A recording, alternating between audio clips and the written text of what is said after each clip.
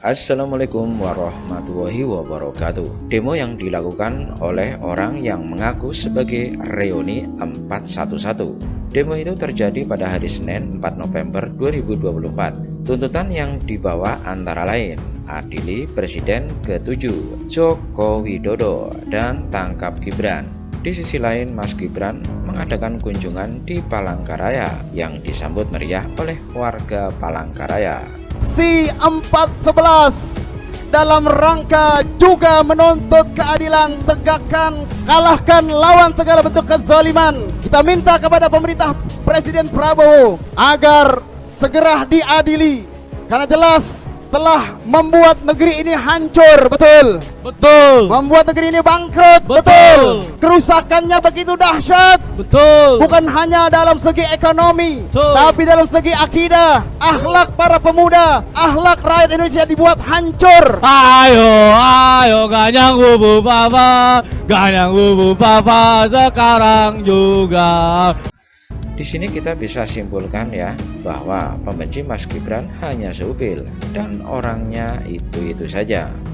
Kita juga tidak boleh meremehkan kapasitas Mas Gibran ya sebagai wapres seperti yang dituduhkan oleh para pembencinya, karena memang kualitas tidak bisa kita ragukan lagi. Dia pernah menjabat sebagai wali kota Solo dengan baik, dan kini juga Mas Gibran bisa melaksanakan tugas sebagai wakil presiden Prabowo Subianto.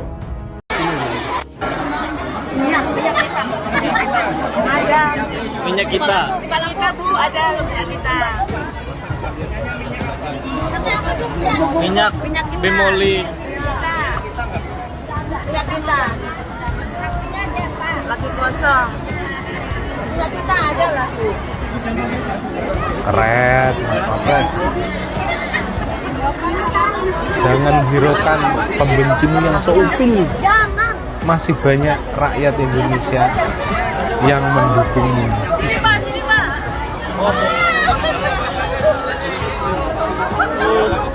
Gantian.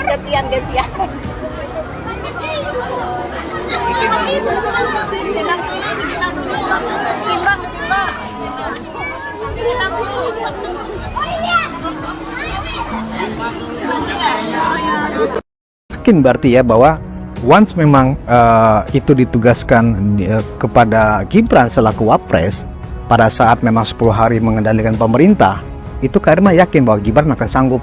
Gibran itu pernah jadi wali kota Solo, dan selama menjadi wali kota Solo menurut saya nggak ada hal-hal yang krusial yang tidak bisa dia tangani. Menurut saya saya sering lihat itu dia bicara sama masyarakat, misalnya demo dia didatengin sama dia.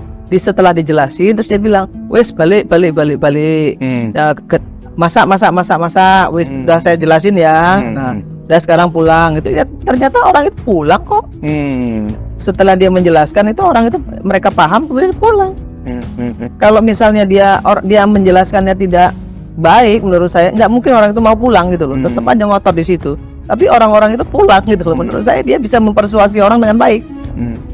Justru ini menjadi semacam kesempatan buat Mas Gibran atau Mas Wapres kita ini untuk membuktikan diri atas tudingan-tudingan miring ya yang meragukan kompetensinya Wapres muda ini, kan begitu Kak Irman? Kan Gibran ini didampingi oleh orang-orang pinter loh Bang. Kan ada pembantu presiden, nggak harus dia kerja sendiri loh. Kalau soal pertanian dia tinggal manggil Menteri Pertanian dong. Nah, ada satu hal yang lucu. Ketika dia menyidak LRT misalnya. Kemudian ketika ada yang nanya, Gibran manggil dong manajer LRT-nya untuk menjawab. Itu si pembenci mengatakan dia nggak bisa jawab. Seperti itu ya, Itu kan menurut saya naif, tolol, dungu. Lah ya Gibran mana tahu dia soal LRT. Iya kan? Soal hitungan uang dan lain sebagainya. Kalau di situ ada orang yang berkompeten di situ, ya silakan jawab. Artinya sikap Wapres pada saat menjawab itu sudah benar. Oh, udah benar. Tolong jawab nih, kan gitu. Karena dia yang bertanggung jawab. Iya. Bukan Gibran. Masa misalnya ada yang bertanya soal HAM, masa Gibran suruh jawab, gitu ya? Dia panggil dong ahlinya. Untuk apa? Pembantu presiden kalau itu nggak digunain gitu loh. Kalau semua harus presiden semua yang turun tangan, ya nggak usah ada menteri, nggak usah ada wakil menteri, nggak usah ada staf khusus dan lain sebagainya, nggak perlu. Berarti publik tidak harus punya ekspektasi bahwa apakah itu presiden atau wakil presiden seolah semua persoalan harus bisa dijawab.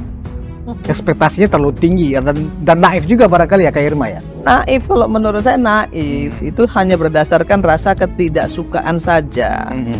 Gitu kan? Kalau menurut saya wajar, misalnya Pak Prabowo wawancara itu kan, diwawancara Pak Prabowo itu soal ini gimana, terus Pak Prabowo bilang sini. Nah ini ada yang berhak nih menjawab. Apakah itu salah? Enggak, bukan berarti Pak Prabowo nggak bisa jawab.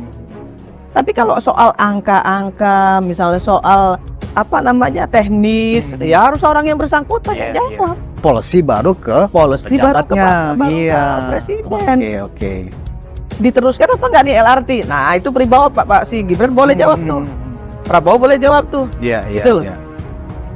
Gitu. Jadi memang atau mungkin begini Kak Irma, atau memang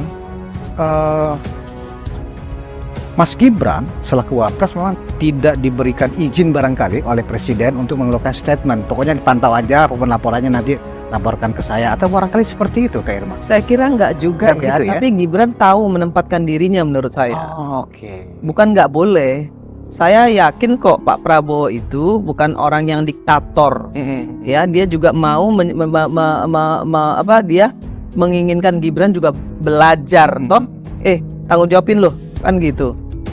Ya, dia pasti juga Pak Prabowo berani keluar negeri, meninggalkan itu ke Gibran, pasti dia percaya Gibran dong. Betul. Ya, dia percaya orang-orang yang mendampingi Gibran itu dia pasti yakin banget gitu. Nah, ini mau diadu domba lagi, udah cukup, enough. Udah cukup lah.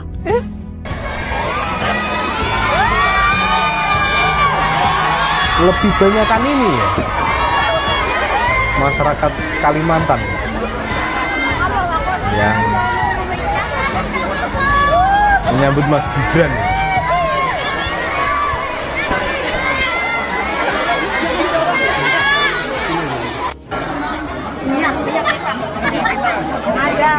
Minyak kita. Kalau kita Bu ada minyak kita.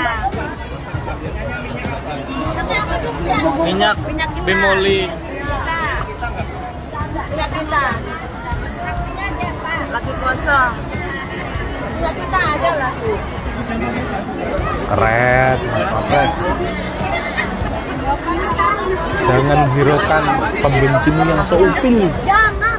Masih banyak rakyat Indonesia yang mendukungmu. Sini Pak, sini Pak.